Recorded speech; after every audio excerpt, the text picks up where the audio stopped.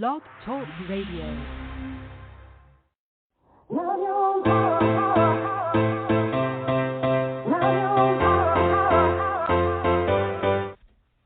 Chatting with Nat is a podcast for independent women seeking to speak their truth and to break down barriers.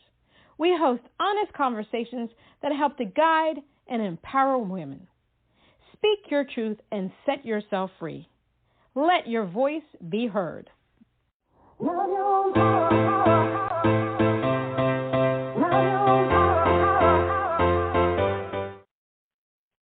everyone, this is Natalie James, and today we have on Chatting with Nat, alt-pop EDM artist Xoë Miles.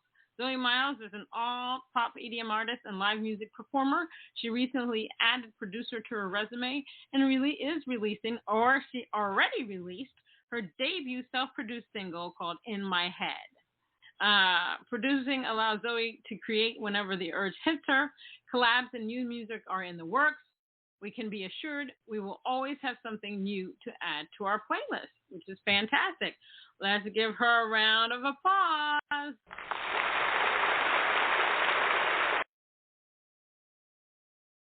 Hi, Xoë. How are you? What's up? How are you? I'm great. I'm still alive in a pandemic, although they say it's not a pandemic anymore. But every time you turn on the news, they're talking about another variant. So, hey. Yeah. Things are crazy. Just going with the flow. So how have you fared during this cray-cray period in our world, with elections, pandemic, George Floyd, Ukraine, Roe versus Wade? How have you been doing? Kind of like going with it. I got really lucky because I'm in Texas, and so it's a lot looser here. Like whenever everything first came about and everything, like places here were still open, and right. I've been able to play on outside areas just this whole time, really. So I've just gotten really lucky with being able to do that. And then during the pandemic, I learned how to produce, so that was a good thing. Definitely an advantage. Spent a lot of time doing that, and then just working on myself, working on my music, and just going. That's fantastic, and kudos to you for becoming a female producer, because there are not that many, or there are some out there, and you're going to be seen and heard. That's what we need, and then women are rising to the occasion, so that's fantastic. Good for you. Yeah. Now, one of the questions that I like to ask people, and I give a little story behind it, is that obviously we know that the past couple of years, especially with the pandemic, have been horrific. People have lost lives, they've lost limbs, they've lost family members, they have COVID longevity, all kinds of crap poo-poo happened. But on the flip side of that, there's been pros, actually. A lot of people have decided to quit their jobs. And why I say that's a pro is that people realize through self-introspection that, they want to make a living, but they want to make a living doing something that they're passionate about, that they really love to do. I read a lot of articles on that. There were more family members doing things together. Some people cut back on work hours because they realized they weren't spending enough time with their families. With climate change and the weather, we weren't out in the streets for about a year. The pollution level went down. The animals and the trees were happy where we were not there. They probably were hoping that we weren't going to come back. I'm sure the squirrels were happy, and squirrels were happy not getting hit by cars. So, and then with artists, there's some people that rebranded. There's some people that decided not to do music anymore. There are people that created singles, EPs, albums. They did wonderful things with their music. I took a bunch of webinars and conferences on music. So it's been really fascinating to learn about a lot of things. So what I'm trying to say, there was a lot of self-introspection. So during this time, did you decide to change anything about yourself besides becoming a producer, which is phenomenal, about how you want people to perceive you as an artist? Is there anything else that you thought about? Yeah, So I did rebrand from Emily Cole to Xoë Miles, mainly because like I've been gigging out acoustically for 8 years now. I think I want to say 8 or 9 years, something around that. And so a lot of people, whenever they would see me out, they just like assume that I was like an acoustic act or like, oh, you do like country music. And like, there's nothing wrong with that, of course, but like it just like wasn't my lane that I was trying to be in. And so I think to me, realize like establish that brand, I guess, and like be more in the alternative, like electronic, like EDM music type of stuff. Yeah, so I was definitely able to like just get in my lane and like really discover like what I wanted and who I wanted to be and like what I wanted my sound to be. And that kind of goes hand in hand with like the whole producing thing too. Because around like the same time I started producing, I was like, oh yeah, I want to rebrand. And so that came about. And then also like during the pandemic, like not even as just an artist, but like, I don't know if I just like talked about this or if y'all have seen this, but I was recently, like about a year ago actually, diagnosed with being on the autistic spectrum. And so that really kind of gave me like a whole another motivation, like, oh, I want to set an example for, you know, other people who may have been like late diagnosed and, or maybe like are questioning like, oh, maybe that like we can accomplish what we want to accomplish in our dreams and stuff. And regardless of like the stigma and just breaking that down. And so that was also another reason for my rebrand too, because like it was a new thing. I was like, okay, I feel like this past year, regardless of COVID and the pandemic, like I've really grown more than I ever have. So I definitely wanted to step into like the new me, like, oh, hey, I know myself better than I have known myself in the past. So if that makes sense. Yeah, no, that makes complete sense. And the thing is, with autistic people, you know, I've heard autistic people are highly intelligent. So I don't, you know, I don't know what the stigma is on autism and autistic people, but I know y'all are intelligent, highly intelligent,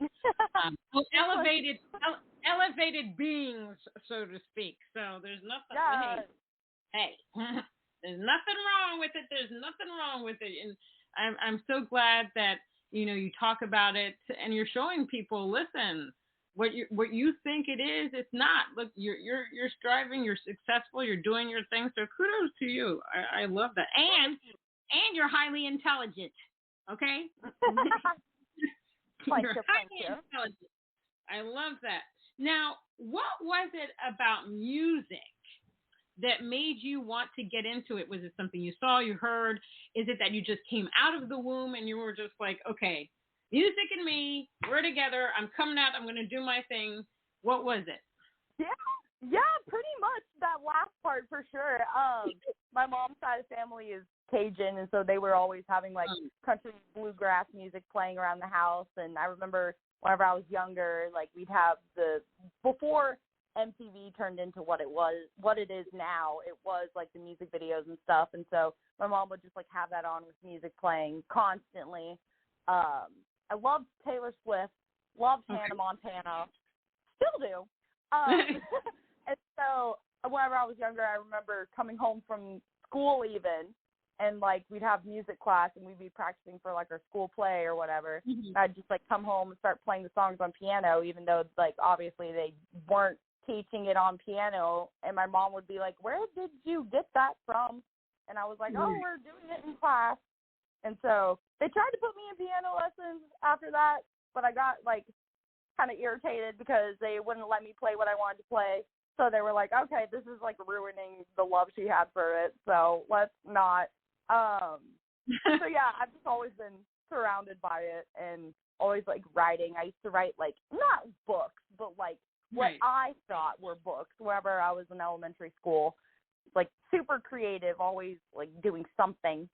And then really I found out about a songwriting camp through one of my classmates' little sister was like just happened to be at the same birthday party I was at. whenever I was like 12. And she was like, oh yeah, I went to like this songwriting camp, and like we got to like write and record our own song and then perform it. And so I was like, oh my God, tell me about this. And so she gave me all the information for it.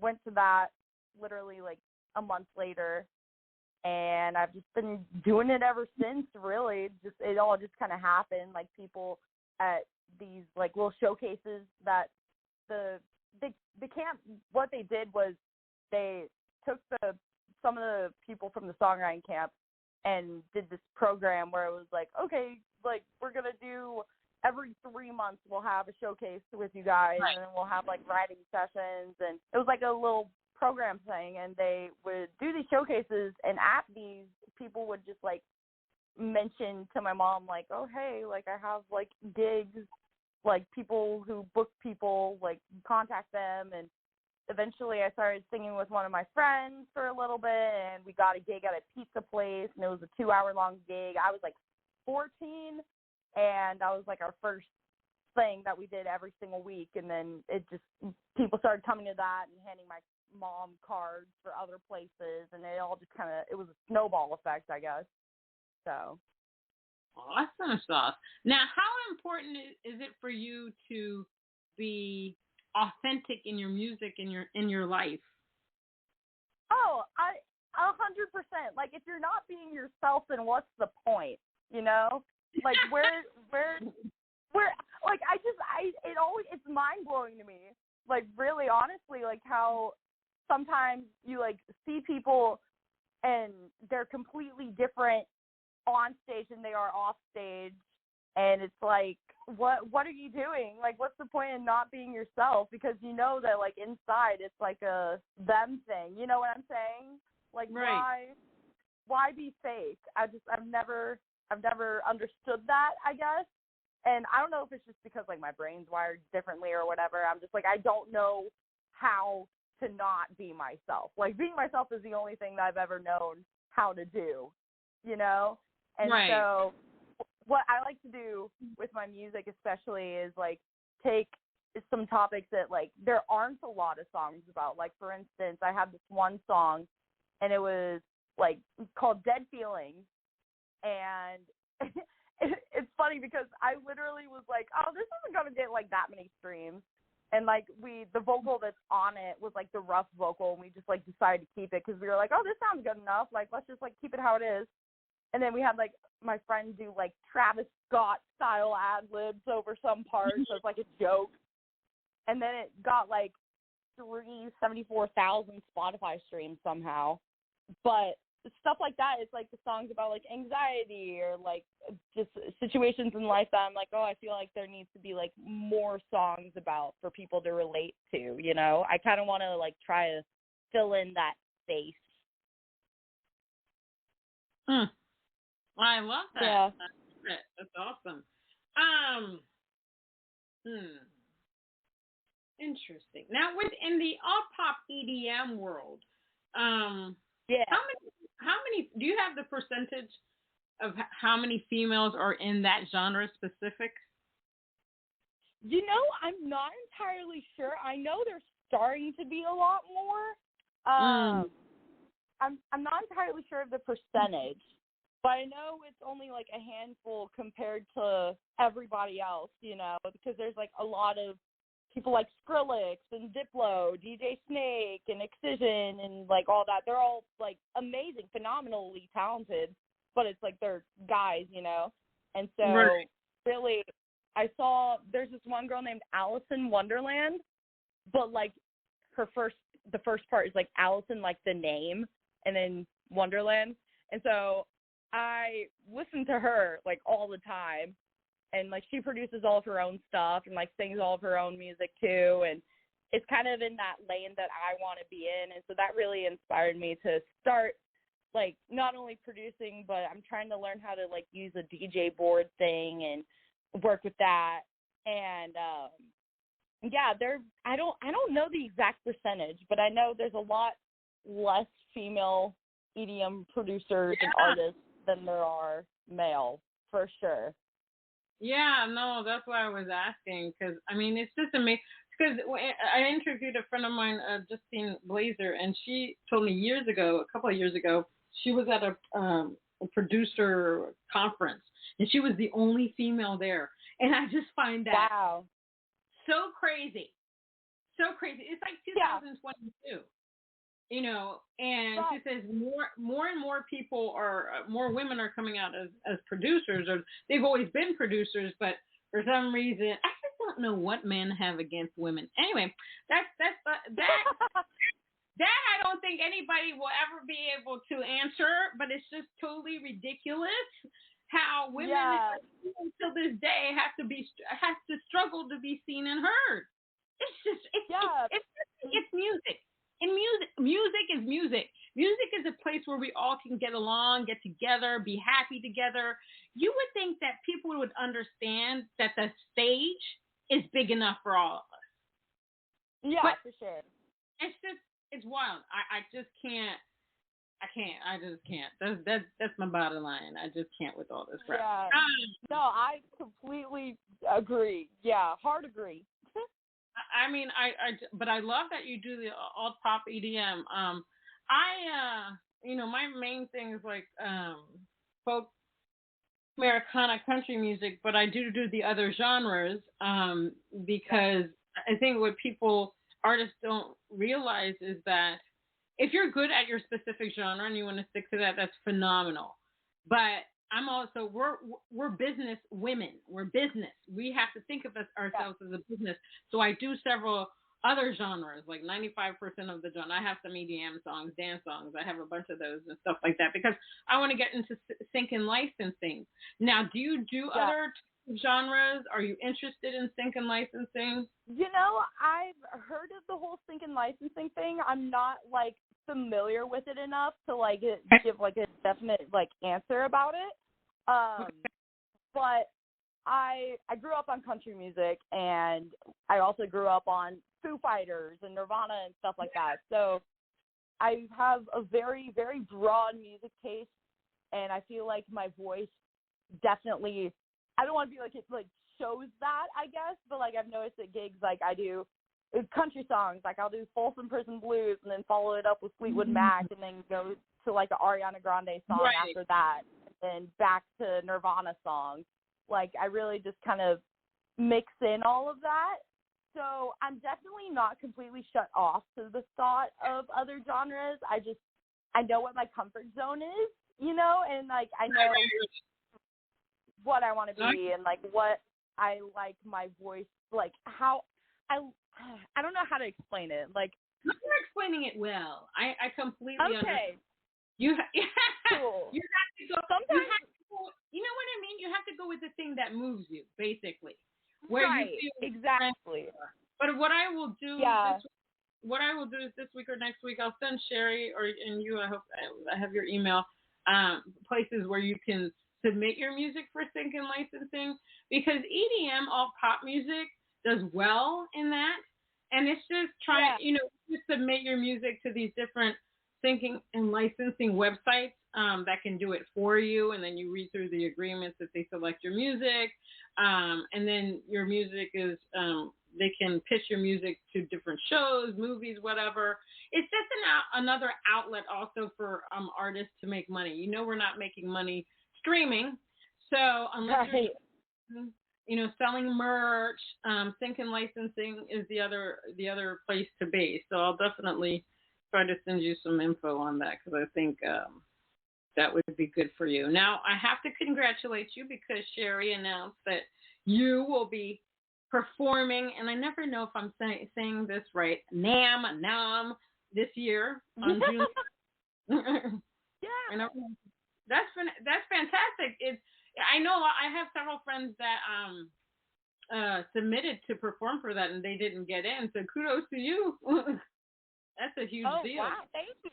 Thank you so much. Yeah, I'm excited. I performed there, I think it was, I want to say 2018. Okay. Because I remember it was my senior year of school, and I remember I was like out of school for like a couple weeks because I was performing at NAMM. It was like in I can't remember what hotel lobby it was in, but it was right across from the convention center. And so I got to do that a while back, and just like I've missed it ever since. So I'm excited to be going back and doing that. So amazing, amazing. Now I'm going to play your song "Sober Part 2." Tell me what that's about. Yeah, so basically, long story short, Sober, the song itself, I released before I rebranded. That was under Emily Cole, and basically I have terrible judgment when it comes to dudes, and there was just this one instance where I was like, bro, what the heck are you doing with yourself? Hello. And so I just kind of wrote a song, released emotions, and put it out.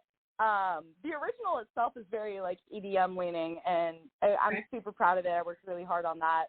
But of course, like the rebrand happened, and I was like, I wonder if I could songs I'd already produced to and just completely like reproduce them and put them out like under both names, so that my following on Emily Cole will also be notified, and then be like, oh, who's like the other name? And then they'll be like, oh, she rebranded. So it's kind of like a marketing thing, I guess. Yeah.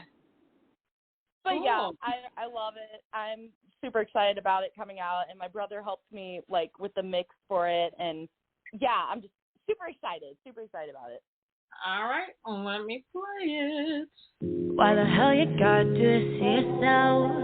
Don't you know that I think it's pretty selfish? Same old circumstances.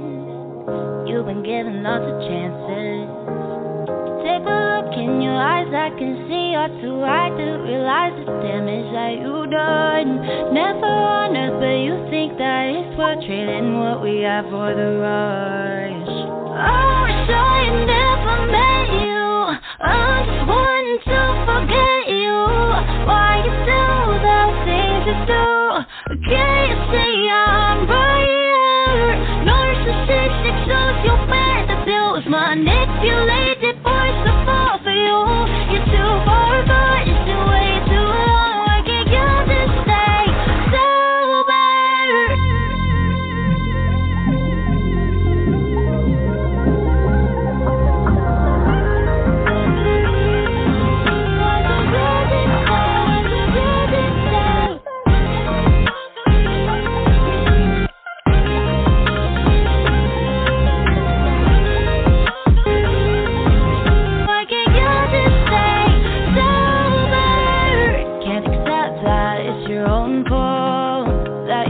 Everyone you lost, overdose on the wrinkles, got a toxic heart, poison the ego. Take a look in your eyes, I can see you're too right to realize the damage that you done. Never on earth, but you think that it's worth trading what we have for the rush. Oh, so I never met you. I'm just wanting to forget you. Why you do the things you do? Can't you see I'm right here? Narcissistic sociopath that builds manipulated voice to fall for you. You're too far gone, it's too way too long. I can't get to stay sober.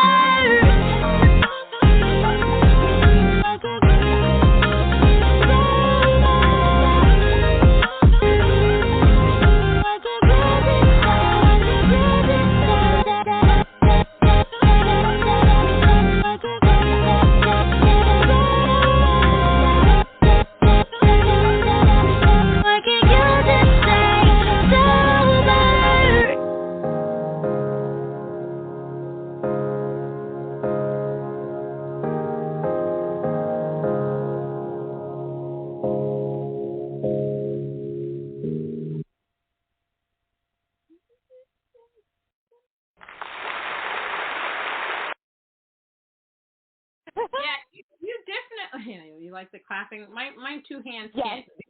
can't do you justice. Just can't. Yeah, you definitely need to get into sync and licensing, because I definitely could hear that in a TV commercial. I could hear it in a show, a documentary.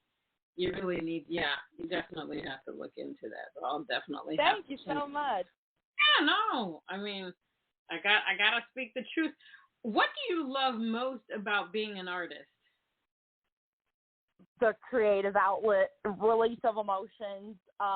Just it's so funny because like I'm starting to take like this like course on like just branding and like really defining who I am as an artist myself, because I've been doing this for so long, I kind of forget the why behind things. And so it's been nice to be able to break down like the blocks that I have going on or whatever from just like experiences and stuff, and it really just get down to like why I love doing music. And it's definitely just like it's universal language that connects with people, and I really think that it's just an amazing outlet. Amen to that. I tell people all the time that music is our superpower. People that create music, it is our superpower because we can affect change in everything. We can move mountains. We can heal a certain situation in somebody's lives just by them listening to. Let's say they're like, "Oh my God, I gotta listen to Xoë Miles. She gets me." And that person just feels so good when they listen to your voice, your lyrics, your melody, and all that stuff. You have that superpower to make that person feel good that day. It might be the rest of the week. It might be the rest of the year, the month, whatever the case may be. But when we're creating music, we just have that power just to do great things for other people. And I think sometimes people forget that, especially if you're an artist that really cares about the listener and what they're getting out of it. Like, for example, myself, when I used to listen to songs, obviously I would listen to the whole thing. Now as I've gotten deeper into the music business, I listen to the lyrics because I really like to hear how an artist uses their words to express themselves. And I like to be able to see that artist in their music. You know what I mean? It's not just about fame, but it's about what they can bring about to the world. It's funny that you say that about like lyrics and stuff, because like a lot of times I don't even listen to like mainstream radio anymore, honestly, because like some of the stuff I'm just like I can't really like relate partying and everything. I'm like, okay, I get it, like, but I mean, I don't know. I like to connect with stuff that has like a deeper meaning to it. If that makes sense. Yeah. Yeah, you feel me? We are on the same page. I love something. For sure. I love stuff that's deep, and I love stuff that they'll use a word that you'd even think that you would be able to use a certain word. And I'm like, oh my gosh, that's such a cool way to use that. And that's why I've always loved Billie Eilish. Like, I remember before she blew up with Bad Guys, like, I was following her since I was maybe 14, 15, because that was around the time Ocean Eyes got put out. And then put out her very first, like, full-length album, and there was a specific song on there called I Don't Want to Be You Anymore. And I listened to it, and I was like, oh, my God, this is literally, like, genius. And it's basically, like, her talking to herself in the song. I'm like, bro, that's genius. And it's to this day, like, probably I'd say my favorite song, like, to ever exist that I've ever heard. Like, it's just incredible. So stuff like that, you know? Yeah, I'm with you on that. What is your songwriting process like? And if you have writer's block, how do you deal with it? You know, it's funny because used to, whenever I was first starting out, I would sit with my guitar, play some chords, and then just see what happened from there. But as I've gotten, like, older and I guess have experienced more and, like, developed my craft, like, outside of playing guitar, it really varies. Like, sometimes it comes and goes, really. I remember one time on my very first album I ever put out, there was this one specific song I wrote whenever I was, like, half asleep. I didn't remember writing it until I, like, woke up and, like, my notes app was open, and I was like, what the heck is this? I was, like, so confused.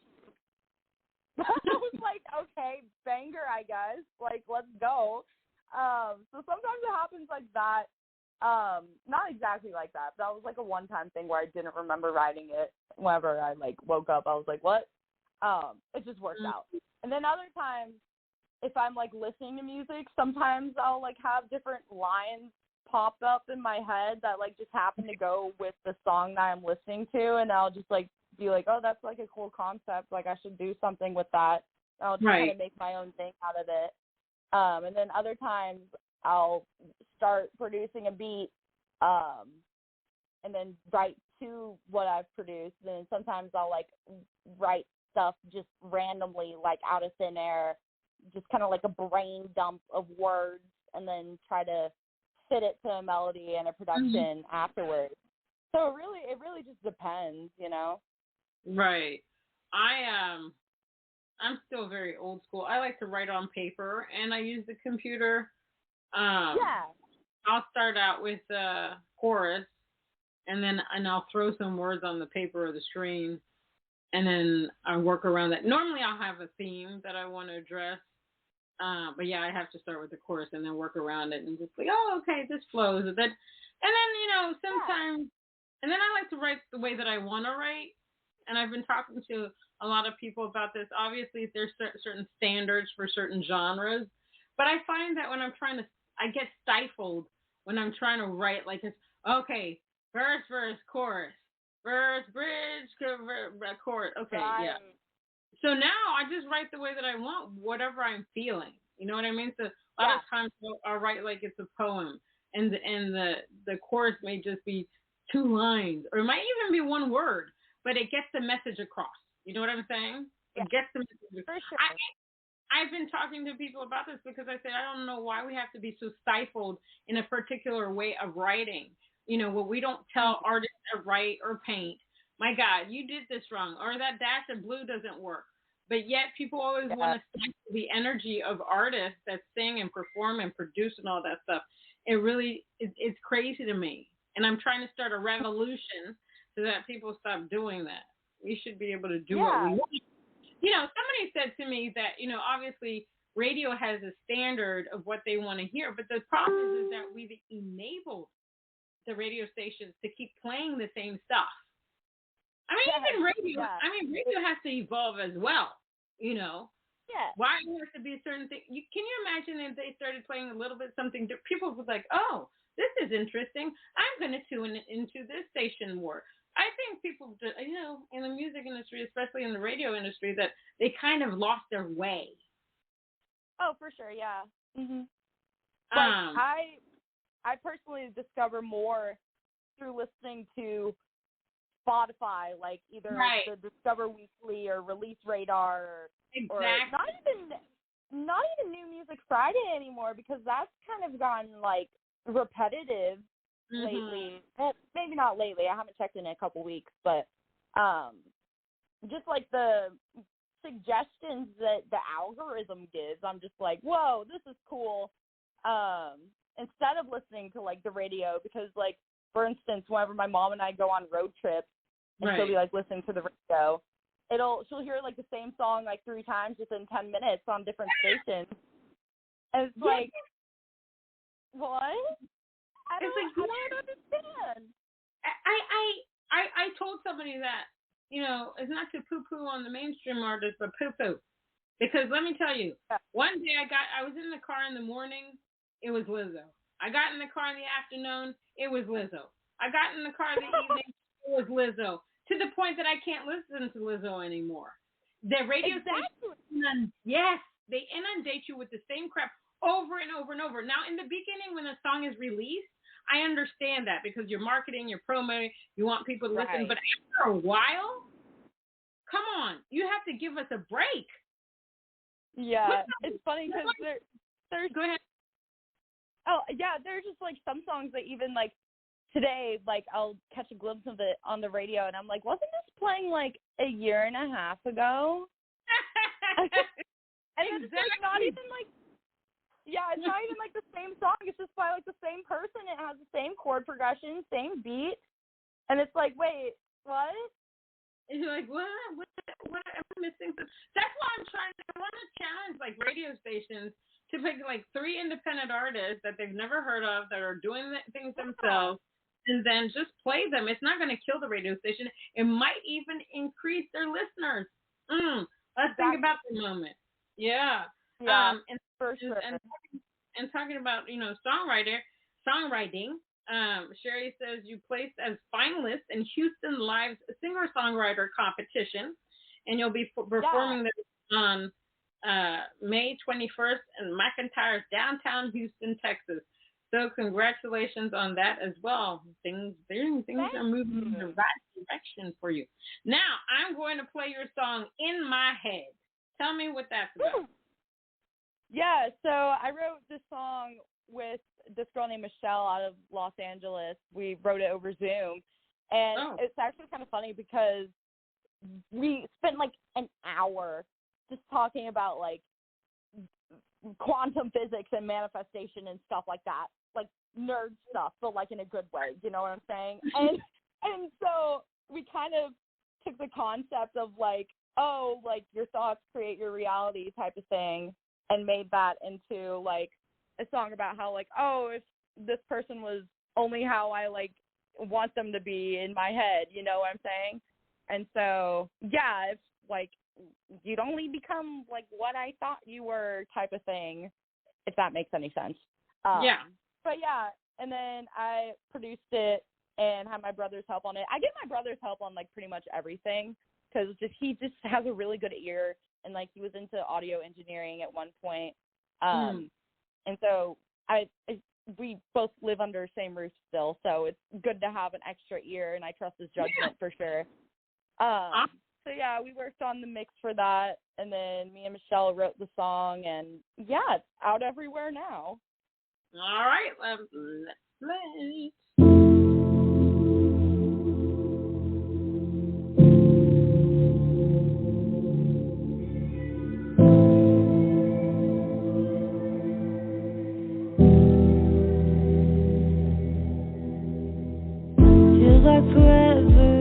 I'll make the move. Left my sweater as an excuse. Come back to you. Come back to you. Is it the weather? Too warm to drive? Is it a Friday? Too late to reply when you said you would. When you said you would. Chase it back to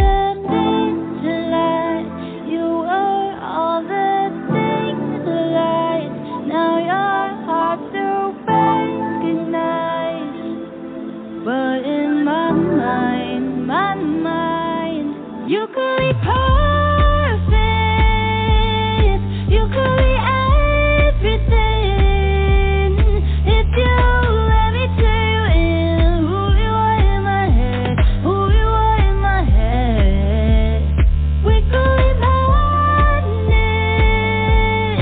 we could be having sense, if you let me tell you in who you are in my head, who you are in my head, who you are in my head. Just like a race car, I love to fly right past the red flag, end of the line and come back to you.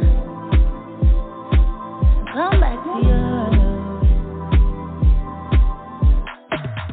Take my third eye, cover it up. Remember the first time you called it love and I said it too. And I said it too. Chase it back to mid-to-life. You were all the things alive. Now you're hard to recognize. But in my mind, you could be perfect. You could be everything. If you let me tell you in who you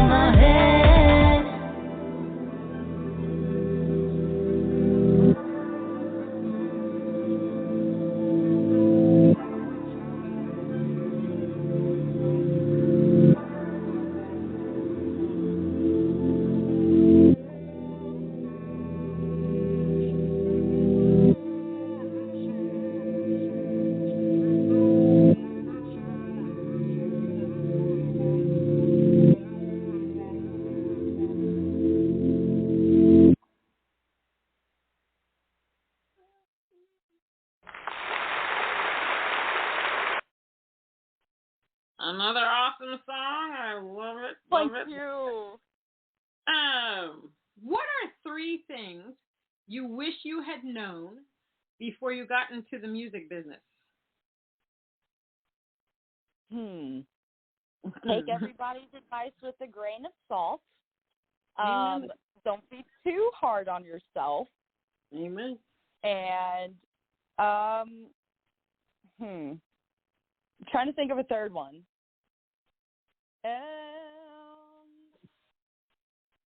Always stay optimistic. That's good. Yeah. That's good.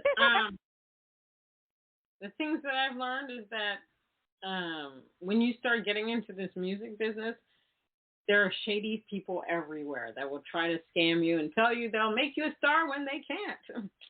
Yep. The music business is hard. It's not easy. It's a 24/7 job. Yeah. And number 3, do your due diligence when people are contacting you. Make sure you research them to make sure they're legit, because this is not easy. And we have to be on every social media app there is out there, because it's a different world. Like back in the day, you could go to a disc jockey, what they used to call them at radio stations, and give them this little 45 record, not even a CD. I'm going all the way back to records. And they would 90% of the time play your song, your record. But now, because of streaming, my gosh, you got to TikTok it, Facebook it, Instagram it, Twitter it, Clubhouse it, Snapchat it.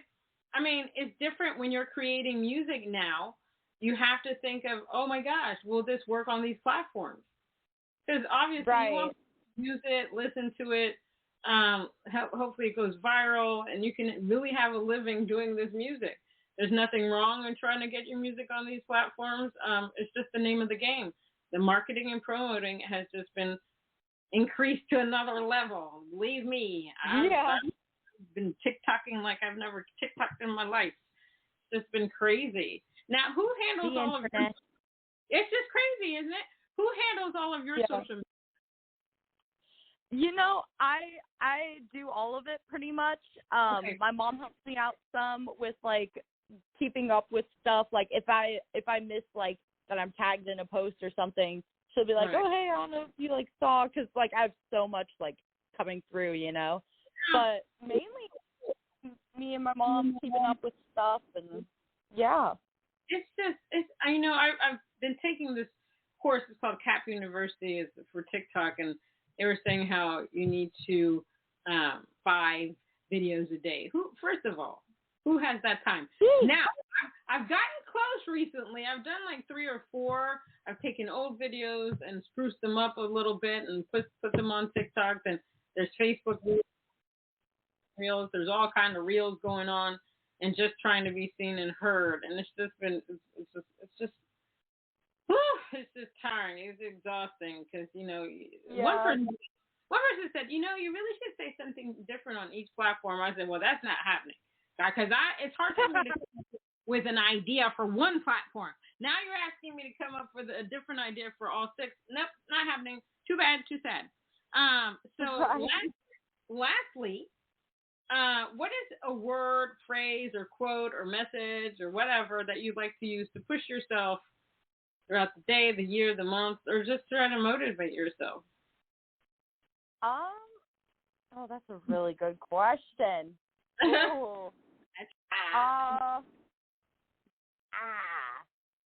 What if that was a quote? Just Just kidding.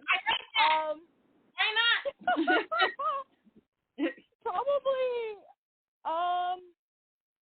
If you don't do it for yourself, then who will? Thank you very much. That was beautiful. That was actually perfect. You said you were trying hard to figure out. You had that on the tip of your tongue. You see that? Oh my gosh, that's perfect. It just came out of nowhere. I was like, I don't know if this is like aggressive or if it's actually like something helpful. I don't know.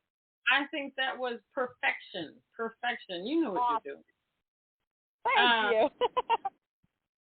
Thank you, Zoe, for being on Chatting with Nat. I really appreciate it. Thank you. I can't wait for... Go ahead. Oh, I was just going to say one last thing. Congratulations on y'all's Josie nomination. Oh, thank you very much. I really appreciate that. It should be a good time. And I can't wait to chat with you via IG Live next Wednesday at 5 p.m. Eastern. That will be live. We'll get wild and crazy on the internet. Excited. But everybody can find you. Let me see. They can subscribe to XoëMiles.com. Your Instagram is Xoë Miles. Twitter is Xoë Miles. Facebook is Xoë Miles Music. You all have to listen to her. She's amazing. Find her on Spotify. And if you don't remember all of that, you can Google. Google is your friend. You can Google Xoë Miles, and you will find her.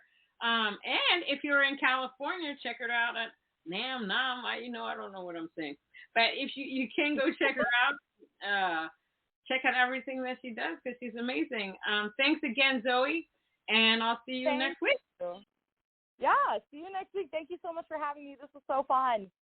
All right, everybody. That was alt pop EDM artist Xoë Miles on Chatting with Nat. Until next time.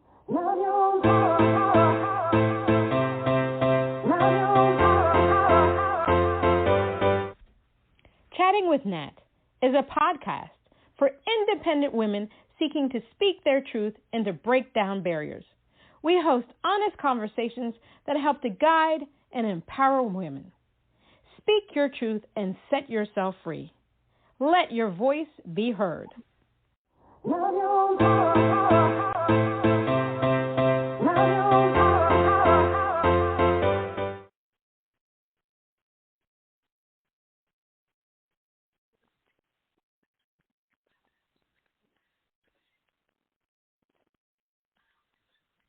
With the Lucky Land Slots, you can get lucky just about anywhere. This is your captain speaking. We've got clear runway and the weather's fine, but we're just going to circle up here a while and get lucky. No, nothing like that. It's just these cash prizes add up quick. So I suggest you sit back, keep your tray table upright, and start getting lucky. Play for free at LuckyLandSlots.com. Are you feeling lucky? No purchase necessary. Void where prohibited by law. 18+ terms and conditions apply. See website for details.